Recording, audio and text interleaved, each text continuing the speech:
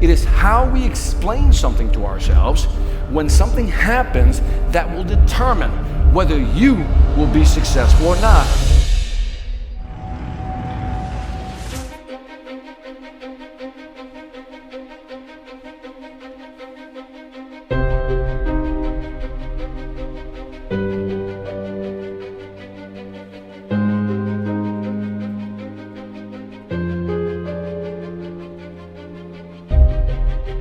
Here I am at the Plexus event. It's my third year coming back as MC and speaker. So in the audience, we're going to have 11,000 people, all entrepreneurs, all really having their own businesses now.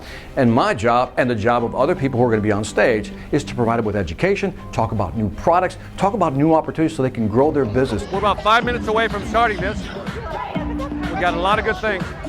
We got John Maxwell coming. We got singers coming. We got beautiful ladies coming. Awesome people coming. Say hi. Yes, Victor! That He's awesome! Where is he? Because I have a different style. They're trying to figure it out. They're waiting for a straight presentation. I'm like, that's not what you're going to get. If you haven't seen my TV show, you should get cable. That's what you need to do. From doing a TV show to doing corporate events, I've been so lucky to connect with many passionate entrepreneurs worldwide. That I think it's arrogant for any speaker to think that they can get up there and change somebody's life. Now, I just said that. It is arrogant to believe that you can get up there and change somebody's life. All you can do, you're a catalyst. You can provide that first spark, right? That goes, huh, really? But it is then up to them to execute on the plan. And the reason I say that is because I think when you say you're responsible for somebody's success as a speaker, you take away what they've done. Ladies and gentlemen, please welcome to the stage your convention host, Victor Antonio. Give me some noise. When you get it, if it clicks like it did for me, you'll be able to look at people and understand what is holding them back. And then, once we know what's holding them back, we can what? Nudge them, right? Because we don't push, we what? Nudge. When I take the stage for the first time, and you've never seen me before, initially for the first 2 or 3 minutes, you're going to be like, it's like vertigo. You know, you're just going to be disoriented because you're expecting a straight-laced speech. I don't do that. I come out, I try to impact you in a way. I try to make you do something. I even kind of, push back on you a little bit. I may call you out. I say things. I engage the audience. And for the first 3 to 5 minutes, the audience is like, where's this guy going? But as soon as I get into my first story, or I insert a case study, something that relates to them, then you begin to see the turn. And what makes me different is that ability to kind of shift gears from the stage consistently. Because if you can say, here's some information you can use, let me tell you a story, whatever it is, that back and forth throughout a presentation, and you cycle people emotionally through a presentation, that is how I grab people. This is our annual convention. It's being held in Orlando, Florida this year. We have it every year. Our first convention in 2011, we had 248 people. We have over 11,000 people here this year in 2018. Victor, isn't he wonderful? Victor is our MC, and he is introducing each act, each presenter, each talent. His ability to take a crowd and energize them, to take something and make the point. What's exciting to me is to realize he's authentic. Everything that he says is who he actually is. So I think he's a fabulous man. All right, come on. While you're standing, put some of this into it. Come on. All right. It's been awesome having him. It's been a pleasure working with him, and he's a true pro. Come on, people. You got to grab it. All right? Everybody with me? Are we ready for a great event? Yes or no? They learn tangible behaviors that will help them go back and grow their business. But more importantly, he's keeping everyone comfortable, he's making people laugh, and he's keeping the energy going. It's actually quite an art. Plexus is a health and wellness company. They focus on people's health, what you should take, daily diets and things of that nature. But in the direct selling business, which Plexus is in, all you have to do is pay a small fee, we're talking less than $100, and now you have access to sell all their products on wellness. You can actually use their marketing literature, their videos, everything. To get into the business becomes that much easier. By the way, you rarely see a guy here. That's what they look like. It's a guy. One pleasure. Right? My man. All right.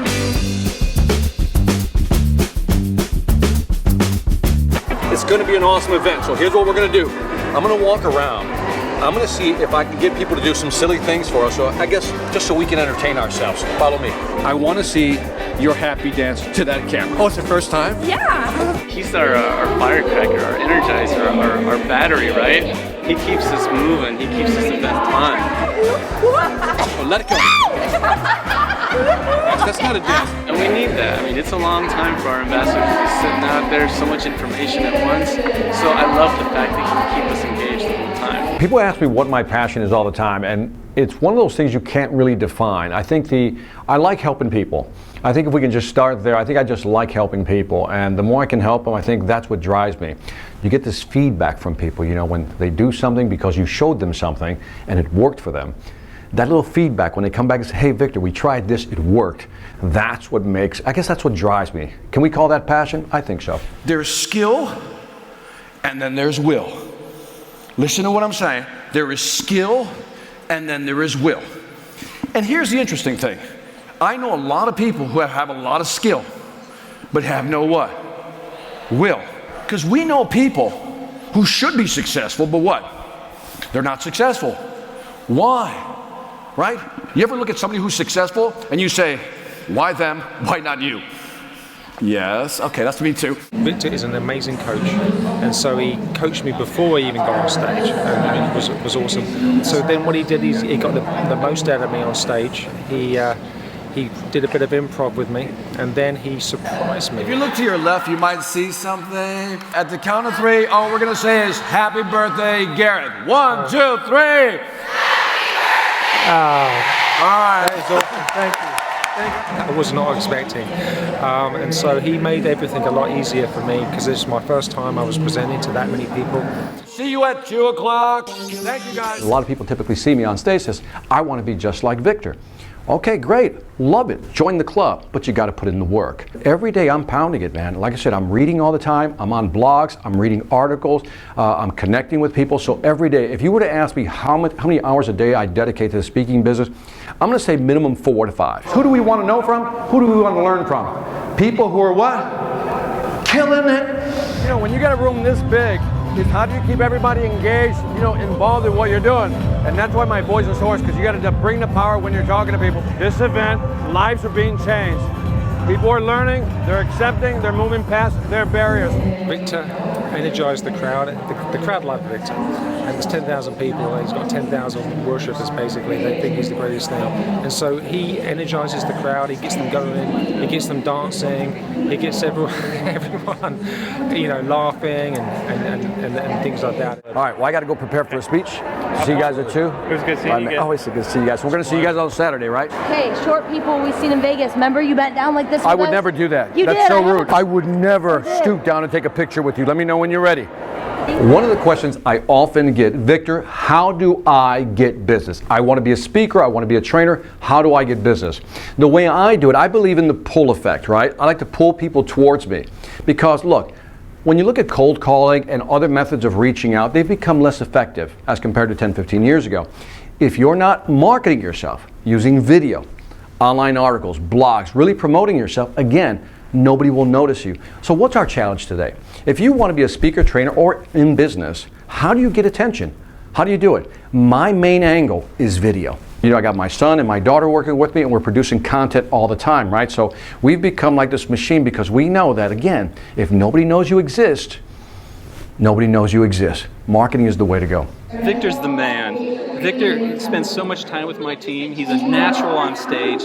He brings my team to help him with some of his videos. We do Man on the Street with Victor. He interacts with all the ambassadors and really brings a sense of humor and brings everybody's emotions into the stage and into the event right off the top of the day when everybody's kind of sleepy from the day before. How we doing? Are you enjoying the event? Oh, yeah. Oh, that's an awesome event. Did you just lick my microphone? Well, right now we're at the halfway mark. It's a 3-day event. My throat's hurting a little bit. Taking a lot of pictures and all that stuff, which is awesome.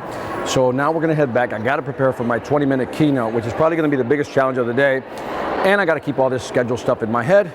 And I got wonderful people who are awesome. Are we taking a picture? Yes. Come, let's take the picture. Walk with me. You got to walk with me. The reason I love this crowd is because these are entrepreneurs, man, just like you and I. These are people hustling, trying to earn some money on the side, but in many cases also, there are people who've created enough income where they are now financially free from having to work for somebody else. I mean, think of the power of that. What if you could have your own business, working from home, dealing with people you like, selling a product you believe in? I mean, does that sound like a good idea? I think so. That's why we're here. Tomorrow afternoon is our product and sales training session, so just wait until you see what's in store for you.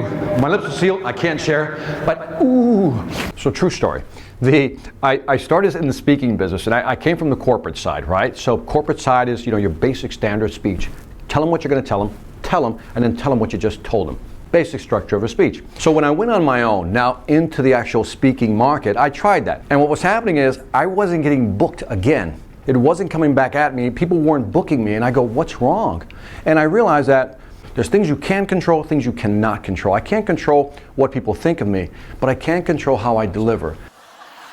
Just bear with. I didn't say I was an artist. I mean, stop being judgmental already. Look, he can't draw. So one day on my way to Orlando, Valencia College, I made that fateful decision. I said, you know what? I'm not having fun. I'm not making money. What can we control? Can't control the money. Let's at least have some fun. I basically threw out the script and say we're going to do it my way, which is my personal style of education, but still entertain them, bring them along with stories, right? And standing ovation. No joke, standing ovation. Even I was shocked by the reaction, right? The very next day I had to fly to Atlanta. Now I got to do a corporate event. Now I was talking to college students, and I remember having that moment going, do I go back to my default or do I go for it? Back to my default, go for it. I mean, this was like torturing me all the way up to the moment. And I said, let's go for it, because we know what that road leads to. And all I remember is I finished the presentation. Don't ask me how I got there, but I was on top of a table with one shoe in my hand and standing ovation again. And it was at that moment I realized I had found my style. So I remember one day I got home late and my mother said to me, come here, in Spanish, ven aquí. And I said, no. Whoa. I didn't know back then.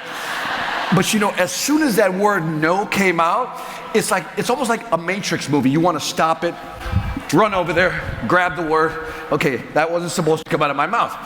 But at that moment, my mother, she got the screw face. Do you know what I'm talking about, people? As soon as I said no, she went, and what did I do? I remember I turned and I started running.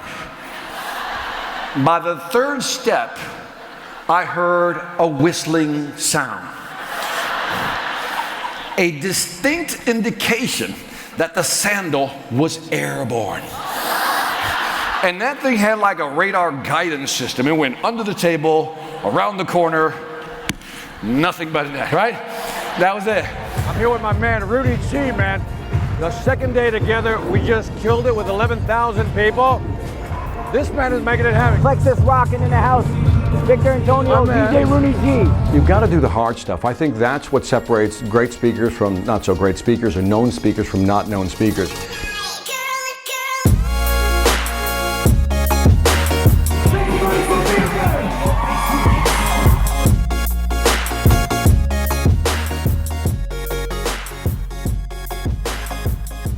The best advice I give people if you want to be successful in selling, it's a three-step process. It's the easiest sales process in the world, and every book falls under this. It's like the unifying principle, right?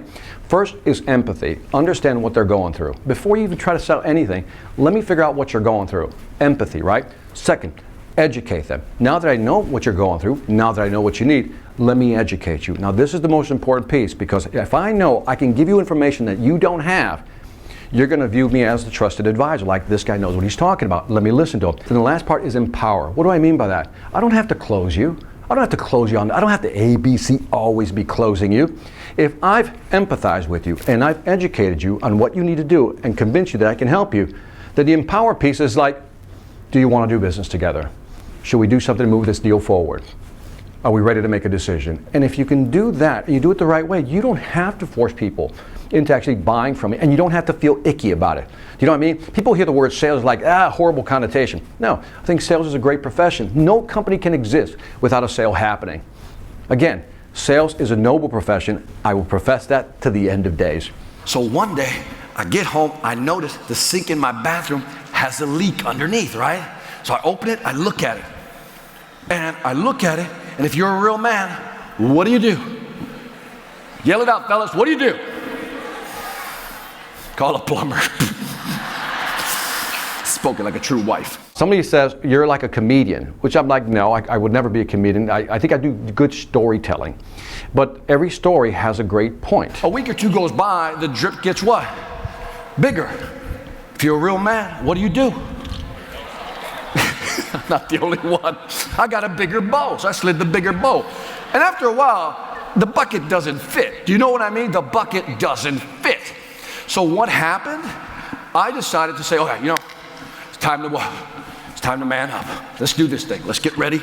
You ever mentally do that when you don't want to do something? If you tell a story, it has to have a powerful point. Or make a great point and then tell a powerful story to really seal the deal so people go, I get that. I get where he's going. It took me about a week. I build up to this. I'm going in. I go to Home Depot. I get the material. I come back. I'm going in. After some coffee, I'm in there, right? 10 minutes later, it's fixed. Now, why didn't I fix it in the first place? Because all that was in my brain, in my mind was, what? I'm not good at this, right? Because somewhere in our past experience, you had a bad experience, much like I had a bad plumbing experience, and that experience pushes forward into our brain. A lot of people see the finished product on stage, right? The presentation, 45 minutes, he killed it, it's a great presentation. What they don't see, the 1,000 hours of studying that was all melded together to deliver that one presentation. And most people don't see that. The biggest challenge today was our cameraman fell in a hole. All right. Oh!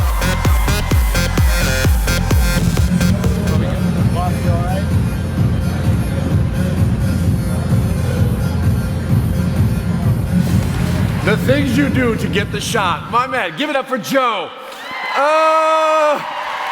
All right. Ooh, that was a little scare right there. I was like, oh, whoa, we were jamming for such a while there. I think the passion evolves over time. I don't think anybody just, wakes up one day like a switch and there's passion. I think, and again, memory is a wicked thing, right? Because you remember things any way you want. I think back when I was young and we didn't have a lot of money. And because we didn't have a lot of money, you always wanted opportunities, right?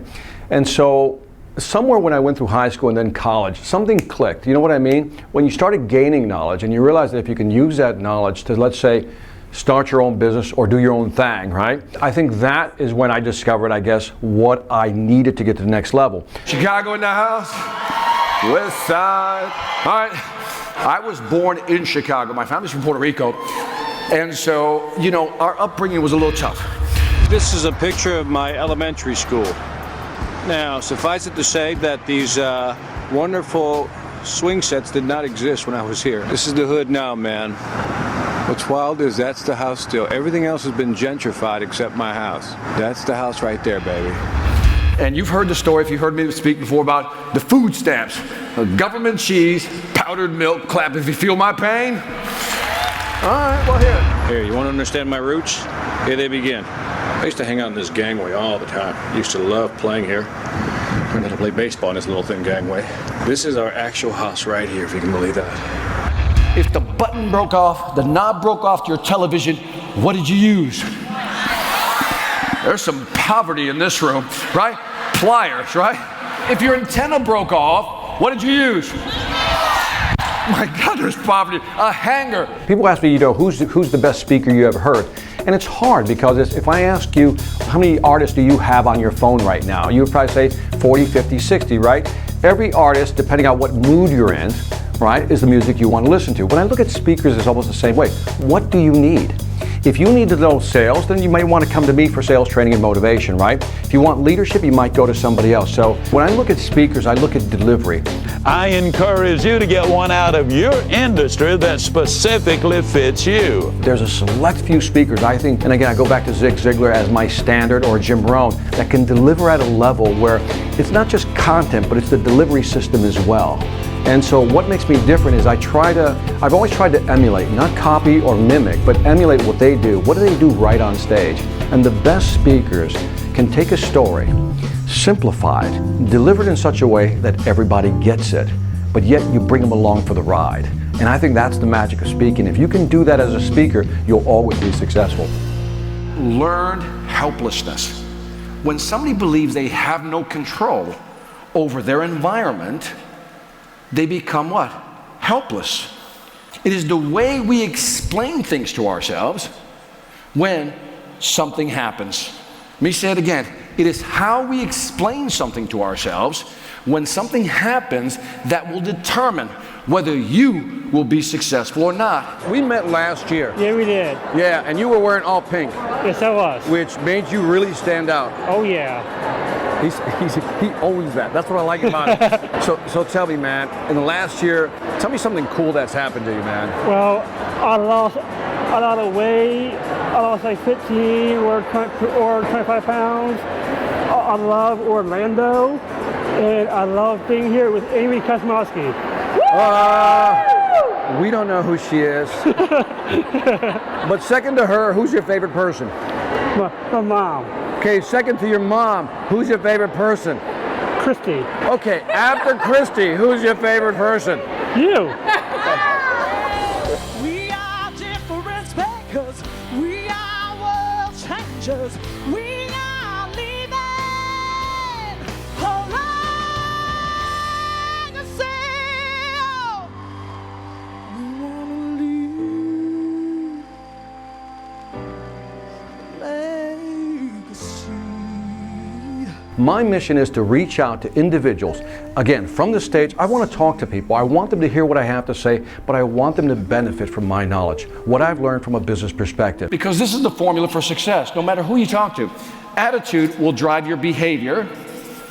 Would you agree? And your behavior will drive your consequences every single time.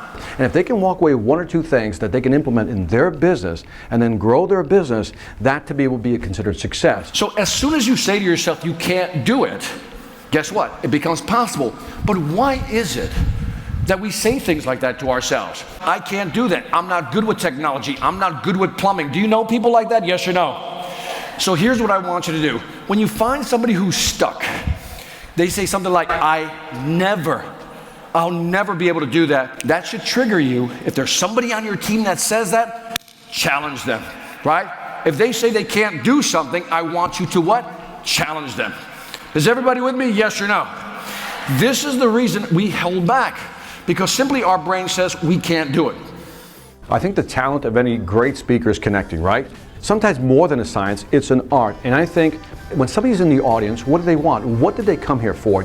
Do they care how I look and dress? No, they're not going to really look at that. They're sitting there going, what's in it for me? Why am I listening to this guy? It's our last day. Are we ready to party? Yes or no? When you can make people laugh, when you can make them enjoy the storytelling piece, because we remember in stories, and the more visual you can make it, and you'll see when I present, it's very visual. You'll see a lot of body language, you'll see a lot of this, describing things with my hands, and all I'm doing is drawing pictures in the air. I'm trying to bring them into my brain, because I think once they can see the image in their brain of where I'm going, I think they'll just come along nicely. 3 days. The event is officially over. John Maxwell just wrapped it up. Talk about ending on a high note. Victor's amazing. He's so magnetic. Victor's there. So awesome. Awesome. He's crazy, man. Victor and Tony have a lot of great energy. Gets the crowd going. Gets right into it with us, throwing out all of his gifts. He rocks the stage. I love him. He always gets us motivated. He gives us all the information we need. He's great. He's energetic. He's kind of crazy. Oh my gosh. He's like the craziest thing in the world. He's the man. Love that guy. Keep him coming. This is Victor Antonio. I hope you enjoyed this experience. We talked about sales, we talked about marketing, we talked about becoming a speaker and maybe even starting your own business and then growing it. But this is only the beginning. He's crazy, man. He's crazy, man.